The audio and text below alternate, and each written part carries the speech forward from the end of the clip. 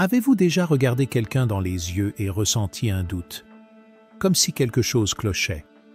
Leurs mots sonnent bien, mais leurs actions racontent une toute autre histoire. Ce petit signal, ce doute dans notre esprit, on l'ignore parfois. Pourtant, il est souvent là pour une raison. La confiance, c'est la base de toutes nos relations, que ce soit avec un ami, un collègue ou même un proche. Mais quand elle est brisée, les dégâts sont parfois irréparables. Une trahison peut bouleverser notre vie, nous faire douter de tout et surtout de nous-mêmes. Alors, comment savoir? Comment repérer ces signes avant qu'il ne soit trop tard? Aujourd'hui, nous allons voir 5 signes clairs qui montrent que vous ne devriez pas faire confiance à quelqu'un. Pas de grands discours, pas de détours. On va droit au but. Ces signes, on les a peut-être tous rencontrés un jour et, parfois, on ne les a pas pris au sérieux. Pendant qu'on avance ensemble, réfléchissez à votre entourage. Y a-t-il des comportements qui vous ont déjà mis mal à l'aise, mais que vous avez ignorés? Peut-être qu'après cette vidéo, vous verrez ces relations sous un nouvel angle. Et au passage, si vous trouvez ce sujet utile, prenez une seconde pour aimer cette vidéo, vous abonner et activer la cloche. Cela nous aide énormément à continuer à créer ce genre de contenu. Et surtout, n'hésitez pas à partager vos expériences en commentaire. Alors, prêts à explorer ces 5 signes? Commençons tout de suite. Ils se mentent à eux-mêmes. Quand quelqu'un se ment à lui-même, tout ce qu'il dit ou fait repose sur une base fragile. Comment peut-on croire en quelqu'un qui ne se regarde pas en face? Ce genre de personne réécrit la réalité à sa manière. À leurs yeux, leurs échecs ne sont jamais de leur faute et leurs erreurs sont toujours dues aux autres ou aux circonstances. C'est un problème, car si cette personne n'est pas honnête avec elle-même, elle ne pourra jamais l'être avec vous. Prenons un exemple concret. On connaît tous une personne qui prétend que sa vie est parfaitement sous contrôle. Pendant mes années de colocation, j'ai partagé un appartement avec quelqu'un comme ça. On va l'appeler Marc. Marc avait une belle histoire à raconter à tout le monde. Il se levait tôt, faisait du sport chaque matin et tenait son budget à la perfection.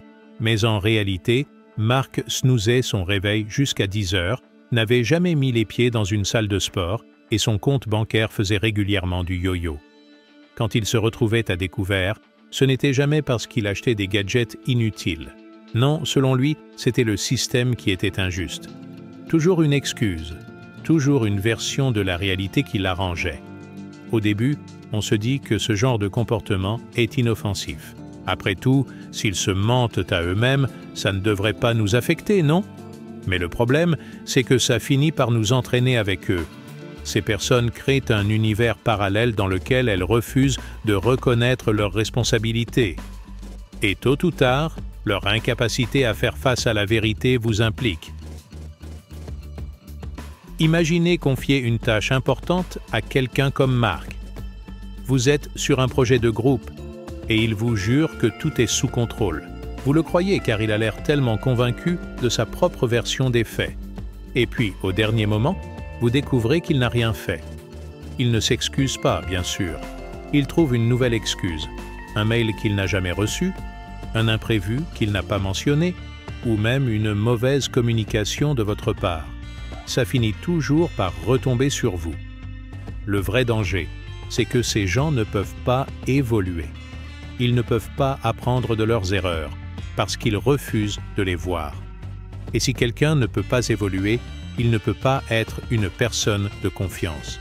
Vous serez toujours dans le doute, à vous demander si ce qu'ils disent est vrai, ou si c'est encore une de leurs illusions. Un autre exemple. Imaginez que cette personne soit un proche. Vous essayez de l'aider, de lui montrer que certains choix ne sont pas les bons. Mais à chaque fois, vous êtes confronté à un mur. Ce n'est pas ma faute, c'est celle des autres.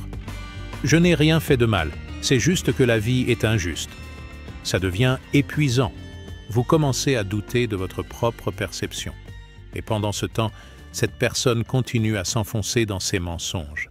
Faire confiance à quelqu'un qui se ment à lui-même, c'est comme marcher sur du sable mouvant. Vous ne savez jamais sur quoi vous appuyer, ni à quel moment tout va s'effondrer. Ce type de relation est instable, frustrant et, à la longue, nocif. Alors, la prochaine fois que vous rencontrez quelqu'un qui a du mal à être honnête avec lui-même, posez-vous la question: est-ce que je peux vraiment compter sur cette personne? La réponse, souvent, est non. Et rappelez-vous, être sélectif avec les gens à qui vous accordez votre confiance, ce n'est pas être dur ou méfiant, c'est du respect pour vous-même. Dites-nous en commentaire si vous avez déjà vécu une situation similaire. Et si vous trouvez ce conseil utile, pensez à aimer cette vidéo et à vous abonner à la chaîne. Vous ne voulez pas manquer nos prochains sujets. Ils sont hypocrites, les hypocrites, on les connaît tous. Ce sont ces personnes qui vous sourient avec une sincérité apparente, mais qui retournent leur veste dès que vous avez le dos tourné. Deux visages, celui qu'ils vous montrent et celui qu'ils réservent aux autres. C'est sournois et ça peut vraiment nous déstabiliser. À première vue, il semble gentil, honnête, voire fiable. Mais en réalité, ils manipulent les apparences pour leur propre intérêt. Prenons un exemple concret. Imaginez un collègue qui vous complimente après une réunion. Ton idée était géniale, vraiment, tu fais avancer l'équipe. Sur le moment, ça fait plaisir. Mais plus tard, vous apprenez qu'il a dit à votre supérieur que votre présentation manquait de profondeur et que vous n'étiez pas à la hauteur. C'est dur, non? Ce genre de personne crée un faux climat de confiance. On baisse la garde, on se confie, et c'est là que l'hypocrisie frappe. Elle nous surprend toujours là où on s'y attend le moins. Pourquoi est-ce si dangereux? Parce qu'on ne sait jamais à quel visage on a affaire. Leur masque peut être tellement bien porté qu'on ne le voit pas venir. Ils construisent une illusion, une fausse sécurité. En surface, tout semble parfait. Mais derrière, ils alimentent des rumeurs, plantent des graines de doute et, parfois, sabotent nos efforts. L'hypocrisie peut aussi nous isoler. Imaginez que vous faites confiance à une personne comme ça. Vous partagez une idée ou un projet, en pensant avoir un allié. Et voilà que cette personne, avec son double discours, retourne vos collègues ou vos amis contre vous. Résultat, vous vous sentez seul, trahi, et vous remettez tout en question, y compris votre propre jugement. Une anecdote. Nous avons tous croisé une Nancy dans notre vie. Nancy, c'était cette collègue toujours souriante, toujours pleine de compliments. À chaque réunion, elle s'asseyait près de nous, prête à soutenir nos idées. Enfin, en apparence, derrière notre dos, elle jouait un autre rôle. Elle glissait à notre supérieur que nous n'étions pas assez efficaces, que notre travail avait des lacunes. Ce double jeu a fini par semer la confusion. Nos collègues commençaient à douter de nous, et tout cela à cause de son hypocrisie bien rodée. Quand la vérité a éclaté, il était déjà trop tard. Les dégâts étaient faits, et la confiance brisée. L'hypocrisie n'est pas seulement agaçante, elle est profondément destructrice. Elle mine nos relations et épuise notre énergie. À force de tenter de comprendre ce que l'autre pense vraiment, on s'épuise mentalement. Comment peut-on construire quelque chose de solide avec une personne qui change de visage selon les circonstances? Alors, comment repérer ces hypocrites avant qu'ils ne fassent trop de dégâts? Il faut être attentif. Écoutez ce que les autres disent d'eux. Regardez s'ils sont cohérents entre leurs paroles et leurs actes. Et surtout, faites confiance à votre instinct. Si quelque chose ne semble pas authentique, il y a sûrement une raison. Mais attention, il ne s'agit pas de devenir paranoïaque. On ne peut pas passer notre vie à chercher la duplicité chez tout le monde.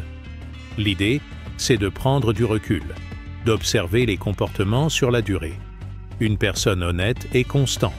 Ses paroles et ses actions s'alignent, même quand elle est sous pression. Et si vous vous rendez compte qu'un hypocrite fait déjà partie de votre entourage, prenez vos distances. Pas besoin d'une confrontation dramatique. Il suffit de réduire les interactions et, surtout, de ne plus partager d'informations sensibles avec cette personne. Il faut protéger notre espace mental et notre énergie. Ces relations toxiques ne méritent pas notre temps. Finalement, l'hypocrisie, c'est un poison pour nos relations. Elle nous fait perdre confiance, non seulement en l'autre, mais aussi en nous-mêmes. Alors, soyons vigilants. Repérons ces signes, protégeons-nous et entourons-nous de personnes sincères. La vie est trop courte pour s'entourer de masques. Si ce point vous parle et que vous voulez en entendre plus, pensez à aimer cette vidéo. Ça nous aide énormément. Et si vous avez une histoire d'hypocrisie à partager, écrivez-la en commentaire. Et bien sûr, abonnez-vous pour ne rien manquer des prochaines vidéos. Restez avec nous, le prochain point va encore plus loin. Ils sont rongés par la jalousie. La jalousie, c'est comme une ombre. Elle est là, discrète, mais on finit toujours par la remarquer. Une personne jalouse ne vous attaquera pas frontalement. Non, elle fonctionne subtilement. Elle minimise vos réussites. Elle glisse une petite blague qui semble anodine, mais qui pique, ou elle fait quelque chose d'encore plus insidieux. Elle sabote discrètement vos efforts. Et ce n'est pas forcément flagrant au début. Ces comportements commencent souvent par de petits détails. Vous décrochez une promotion. Elle dira « Ah, tu as vraiment de la chance. Tout te tombe tout cuit. » Vous êtes fier d'un projet accompli? Elle rétorque « C'est bien, mais ce n'était pas si compliqué. N'importe qui aurait pu le faire. » Ces phrases, sous couvert de banalité, sont chargées de mépris. Le but? Vous faire douter de votre valeur. Le problème, c'est qu'une personne jalouse ne voit pas vos réussites comme des choses inspirantes. Non, elle les perçoit comme des menaces. Elle n'a pas envie de vous voir réussir, car votre bonheur lui rappelle ce qu'elle pense ne pas avoir. Et c'est là que ça devient dangereux. La jalousie, quand elle est laissée sans contrôle, devient toxique. Prenons un exemple concret. On avait une amie, Clara. Elle était toujours là, toujours souriante, toujours prête à nous encourager. Mais dès qu'il y avait un succès à partager, son attitude changeait. Une fois, on avait organisé une soirée pour fêter un gros projet réussi. Clara est venue, évidemment, sauf qu'au lieu de se joindre à la fête, elle a passé la soirée à critiquer subtilement. « Ah, c'est bien que tu sois enfin reconnu pour ton travail. Ça devait être dur de convaincre tout le monde. » Ou encore, « Il faut dire que tu as eu de la chance d'avoir cette opportunité. Tout le monde ne l'aurait pas eu. » À la fin de la soirée, on se sentait presque coupable de fêter quelque chose qui, pourtant, était mérité. C'est exactement ça, le pouvoir destructeur de la jalousie. Ce n'est pas une attaque directe, c'est une pluie fine qui, à force, use et abîme. Et ce n'est pas seulement épuisant, c'est un vrai frein dans une relation. Comment avancer avec quelqu'un qui, au fond, ne veut pas vous voir réussir? Dans la philosophie stoïcienne, on apprend à se détacher des émotions destructrices comme la jalousie. Pourquoi? Parce que la jalousie ne mène nulle part. Elle empêche la reconnaissance des autres, mais aussi celle de soi-même. Les stoïciens nous rappellent que la comparaison est l'ennemi du bonheur.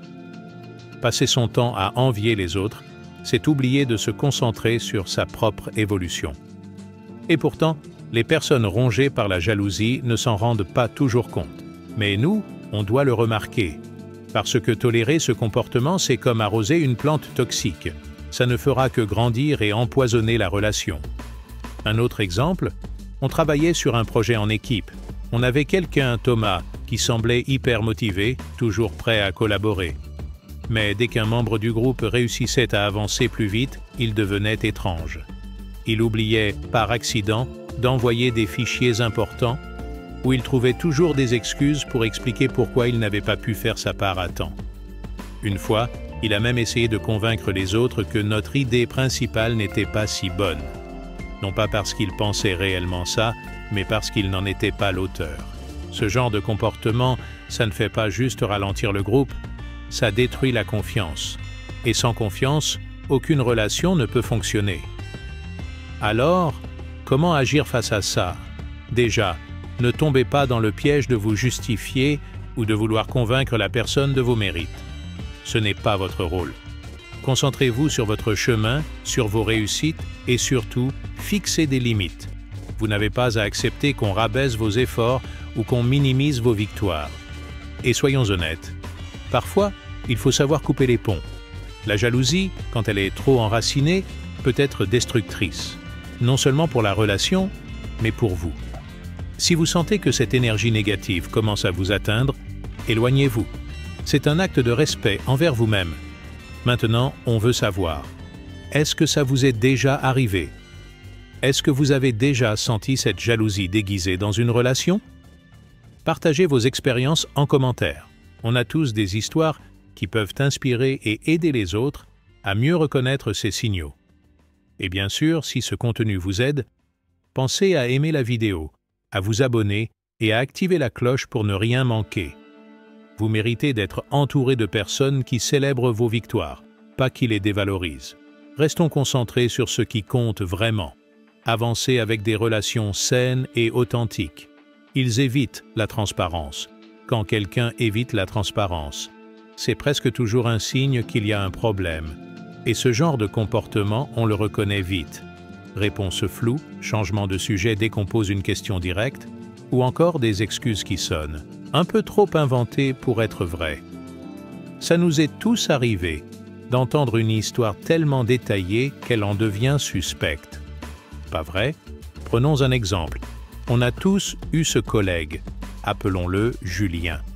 Julien, c'est le gars toujours prêt à rassurer tout le monde. Ne t'inquiète pas, tout est sous contrôle, qu'il dit, avec un sourire en coin. Mais un jour, on lui demande des précisions. Tu peux nous montrer où tu en es sur le projet? Et là, tout de suite, il commence à s'embrouiller. J'ai pas encore tout finalisé, mais c'est compliqué, tu sais. Entre la réunion avec le client hier et ma connexion qui a sauté. Bref, je vais finir ça très vite, promis. Résultat, quand on creuse, Julien n'a même pas commencé. Tout ce qu'il a, c'est une pile d'excuses prêtes à sortir. Pourquoi c'est un problème? Parce qu'une personne qui évite la clarté, c'est quelqu'un qui veut qu'on doute de nous. Il sème le flou pour qu'on ne sache pas à quoi s'en tenir. Et ça, c'est dangereux. La confiance repose sur des bases solides, pas sur un jeu de cache-cache avec la vérité. Si quelqu'un n'est pas capable de vous donner une réponse simple à une question simple, posez-vous des questions. Que cherche-t-il à cacher? Dans la vie de tous les jours, ces comportements peuvent être subtils, mais ils finissent toujours par nous sauter aux yeux. Par exemple, imaginez un ami qui annule constamment vos plans avec des excuses improbables. « Ah, désolé, j'avais complètement oublié que j'avais promis de garder le chien de mon voisin, et ensuite ma voiture est tombée en panne. » Une fois, ça passe. 2 fois, on se pose des questions. À la 3e, c'est clair, il y a quelque chose qui cloche. Ce genre de personnes joue sur notre patience et notre envie de leur laisser le bénéfice du doute. Mais à force, on finit par se sentir manipulé. Ce n'est pas seulement frustrant, c'est épuisant. Parce qu'au fond, ce n'est pas juste une question de mensonge, c'est une question de respect. Respect pour votre intelligence, pour votre temps, pour la relation que vous avez avec eux. Une autre anecdote qui illustre bien ça, un ami proche qui ne répond jamais franchement à vos questions. Vous lui demandez s'il va bien et il change de sujet. « Et toi, ça va ?» Vous lui demandez ce qu'il pense vraiment de votre projet et il répond « Franchement, c'est intéressant, mais au fait, t'as vu ce qui s'est passé aux infos ?» Ce genre d'évitement constant finit par créer un mur. Vous vous sentez comme un intrus dans une relation où la clarté devrait être la norme. Ce qu'il faut retenir, c'est que les gens qui ne peuvent pas être transparents ne méritent de pas votre confiance. Et attention, ça ne veut pas dire qu'ils sont forcément méchants ou mal intentionnés. Parfois, c'est juste une manière pour eux de se protéger ou d'éviter les conflits. Mais pour nous, les conséquences restent les mêmes. On finit par se demander si on peut vraiment compter sur eux. Si vous sentez que quelqu'un est évasif, que ses réponses ne collent pas, ou que vous devez jouer les détectives pour obtenir des informations claires, arrêtez-vous. Posez-vous cette question simple. Est-ce que cette personne est vraiment digne de ma confiance? Si la réponse est non, il vaut mieux prendre du recul. Et si ce genre de conseil vous aide à mieux comprendre les gens autour de vous, pensez à aimer cette vidéo et à vous abonner. On a encore beaucoup de choses à partager sur la confiance et les relations humaines. La transparence, c'est une base essentielle. Sans elle, toute relation devient un champ de mine. Vous passez votre temps à marcher sur des œufs, à essayer de deviner ce que l'autre pense ou fait réellement. Et ce n'est pas ça, une relation saine. Alors, entourez-vous de gens qui parlent franchement, qui assument leurs actions et qui ne vous laissent pas dans le brouillard. C'est le seul moyen de construire quelque chose de solide et de durable. Que ce soit dans une amitié, une relation amoureuse ou un partenariat professionnel, la transparence est la clé. Et rappelez-vous, une personne qui cache des choses derrière des excuses ou des demi-vérités n'a pas sa place dans votre cercle de confiance. Ne gaspillez pas votre énergie à décoder des intentions floues. Vous méritez mieux. Il ne garde pas vos secrets. Quand quelqu'un brise la confiance qu'on lui accorde en partageant nos confidences, c'est plus qu'un simple faux pas. C'est une trahison. Une fois que vos secrets ne sont plus en sécurité, vous réalisez que cette personne n'a jamais vraiment respecté vos limites, ni la relation que vous partagiez. Ce genre de comportement laisse des traces, et il est difficile, voire impossible, de revenir en arrière. Prenons un exemple simple. Vous confiez à un ami que vous traversez une période difficile. Rien de dramatique, mais c'est personnel, et surtout, vous ne voulez pas que cela se sache. Quelques jours plus tard, vous entendez une version déformée de votre histoire dans la bouche d'une autre personne. Là, vous vous sentez trahi. Ce n'est pas seulement le fait que votre secret soit sorti. C'est la manière dont cette personne a pris quelque chose de précieux pour vous et l'a transformé en un sujet de discussion. Les personnes qui agissent ainsi ne s'arrêtent pas pour se demander si leurs actions auront des conséquences.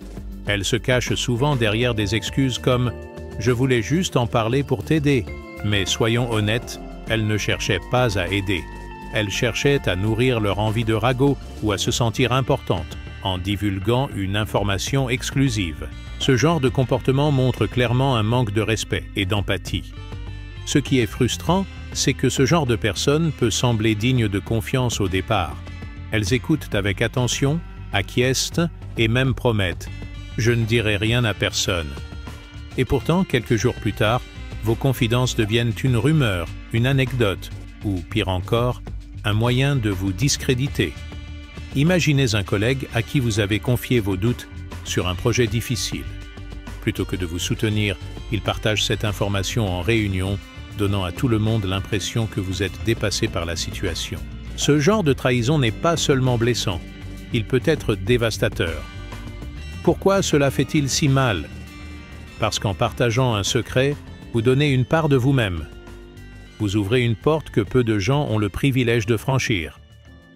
Quand cette confiance est brisée, ce n'est pas seulement une relation qui en souffre, mais aussi votre capacité à vous ouvrir à d'autres à l'avenir. La confiance est comme un vase. Une fois brisé, même si on le recolle, il ne sera plus jamais le même. Maintenant, soyons clairs, garder un secret n'est pas difficile. Cela demande simplement du respect et une certaine maturité. Les gens qui n'y arrivent pas ne méritent pas la confiance qu'on leur accorde. Leur incapacité à protéger vos confidences révèle leur insécurité. En divulguant vos secrets, ils cherchent souvent à attirer l'attention ou à se valoriser. Mais cela ne les excuse pas. Une personne digne de confiance respecte vos limites, même si cela ne lui apporte rien. Alors, que faire face à ce genre de personnes? D'abord, soyez attentifs aux signaux d'alerte. Une personne qui partage facilement les secrets des autres avec vous le fera probablement avec vos confidences aussi. Faites attention à ceux qui commencent leur phrase par « ne le répète à personne », mais c'est souvent un indicateur qu'ils ne comprennent pas la valeur de la confidentialité. Ensuite, prenez une décision ferme. Si quelqu'un a déjà trahi votre confiance, ne faites pas l'erreur de lui donner une deuxième chance dans l'espoir qu'il changera. Cela ne signifie pas que vous devez couper les ponts immédiatement, mais il est essentiel de redéfinir les limites. Ne partagez plus d'informations personnelles avec cette personne et concentrez-vous sur des relations plus saines, basées sur le respect mutuel. Enfin, réfléchissez à ce que cette expérience peut vous apprendre. Chaque trahison est une leçon, aussi douloureuse soit-elle. Elle vous montre l'importance de bien choisir les personnes à qui vous accordez votre confiance. Tout le monde ne mérite pas d'avoir accès à vos pensées les plus profondes ou à vos moments de vulnérabilité. Alors, si cette situation vous parle, prenez un moment pour réfléchir. Avez-vous dans votre entourage quelqu'un qui trahit vos confidences sous couvert d'être préoccupé ou bienveillant? Si oui, posez-vous une question simple. Pourquoi continuer à lui faire confiance? Et si ce conseil vous est utile, pensez à aimer cette vidéo. Laissez un commentaire pour partager vos expériences. Et surtout, abonnez-vous pour ne rien manquer. Ensemble, apprenons à mieux nous entourer et à protéger ce qui compte vraiment. La confiance, c'est la base de toutes les relations solides. Mais quand elle est trahie, les dégâts peuvent être irréparables. On a parlé de ces 5 signes à ne jamais ignorer. Quelqu'un qui se ment à lui-même ne pourra jamais être honnête avec nous. L'hypocrisie détruit la sincérité. La jalousie empoisonne. L'évasion crée des doutes. Et l'incapacité à garder un secret casse la sécurité dans une relation. Ces comportements ne sont pas des petits défauts, ce sont de vrais signaux d'alarme. Le message stoïcien ici est simple. La confiance ne se donne pas à la légère. Elle se mérite, elle se construit avec le temps. Ce n'est pas de la méfiance, mais de la prudence. Et cette prudence protège notre paix intérieure. En tant que stoïcien, on choisit de cultiver des relations basées sur la loyauté et l'authenticité, pas sur des faux semblants. Si quelqu'un nous montre par ses actes qu'il n'est pas digne de confiance, il vaut mieux garder nos distances. Cela ne veut pas dire qu'il faut tout fermer aux autres, mais il faut savoir où placer nos limites. Entourez-vous de personnes qui vous élèvent, pas de celles qui vous tirent vers le bas. Celles qui célèbrent vos victoires, qui respectent vos confidences, et qui sont aussi honnêtes dans vos succès que dans vos échecs. Ces relations-là, elles nourrissent notre épanouissement.